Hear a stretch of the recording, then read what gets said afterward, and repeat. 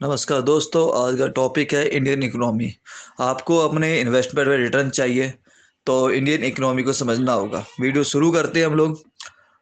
भारत एक 70 साल का एक युवा देश है, जिसको तीन भागों में हम बांट सकते हैं। पहला फेज इसका है 15 अगस्त 1947 से 24 जनवरी 1991। दूसरा फेज है 24 जुलाई 1991 से 8 नवंबर 2016। और थर्ड फेज है 8 नवंबर से 2016 से लेके अगले 100 साल का। पहले फेज के अंदर जो हमारा देश था वो एक गरीब अर्थव्यवस्था थी, जिसे अंग्रेजों ने आज़ादी मिली थी। लोगों के पास जो कम खरीदने की ताकत नहीं थी, और ताकत नहीं थी, इसके कारण लोग निवेश भी नहीं करते थे।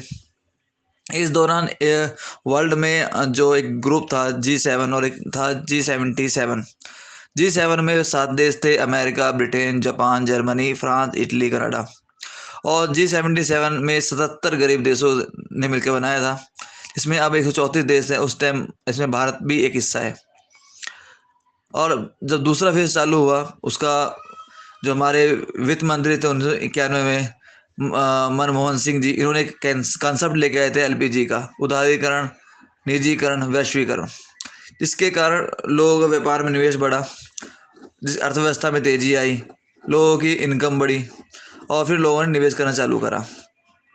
दूसरे फेज में एक कंसेप्ट और आया, जब ब्लैक मनी का और वाइट मनी का, क्योंकि बिजनेस का जो बड़ा हिस्सा था वो नगद में होता था, जिसके कारण ब्लैक मनी बहुत बढ़ गई थी।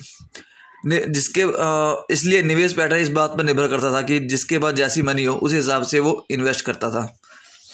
सेकंड फेज में हम लोग एक ग्रुप बना था G20, जो कि 19 देश थे और एक यूरोपीय संघ को मिलकर बना था, जिसका मुख्य काम था अंतर्राष्ट्रीय वित्तीय स्थिरता लाना, जलवायु परिवर्तन समन, सतत विकास को संबोधित करने के लिए करता था।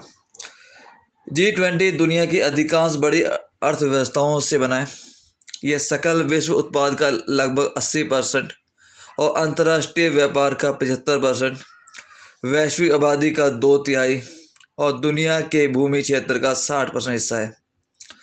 G20 की जो स्थापना 1999 में विश्व आर्थिक संकटों के जवाब में की गई थी।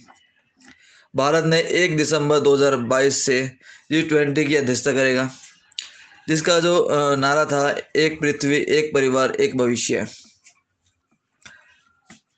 और इसी दौरान एक ग्रुप और बना E7, emerging market was coined economist in 2006। इसके अंदर जो 7 देश हैं वो चीन, भारत, इंडोनेशिया, ब्राज़ील, रूस, मेक्सिको और टर्की। जो कि अब इस दौरान ये जो E7 हैं वो G7 देशों का चेंज हो रहे हैं, क्या चेंज हो रहा है इनका सिस्टम। और दूसरा, इसी दौरान एक संगठन और बना था ब्रिक्स, जो 2006 में बना था। ये उभरती हुई अर्थव्यवस्थाओं का, जैसे ब्राज़ील, रूस, भारत, चीन और दक्षिण अफ्रीका का ग्रुप है, जिसमें आज लगभग 19 देश सूची ले रहे हैं इसके अंदर हिस्सा लेने के लिए। इनके अभी फ्यूचर में ब्रिक्स में 2-3 जून को एक केप टाउन में मीटिंग होनी है कि इन लोग 19 देशों को उसमें शामिल किया जाए ना जाए। अगले हमारा वीडियो कैसा लगा बताएं, और इसका जो नेक्स्ट पार्ट है हम जल्दी आपसे शेयर करेंगे।